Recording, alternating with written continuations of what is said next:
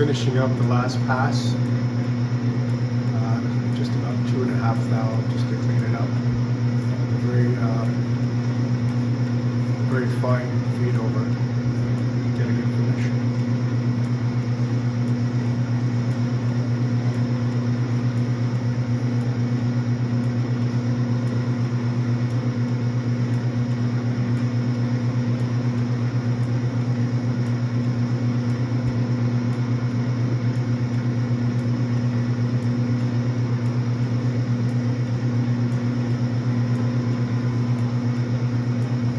Wanted to show the back here. I just made a mandrel out of some leftover aluminum that I had, and then it's an awkward shape, so what I did was I glued it on to the base or to the tabletop with some 24-hour JB weld, and I let that dry for a good 24 hours.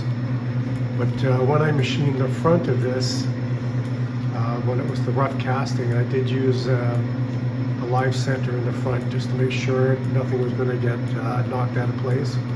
But for these last final cuts, just going very fine cut, there was no problem. Hope you enjoyed.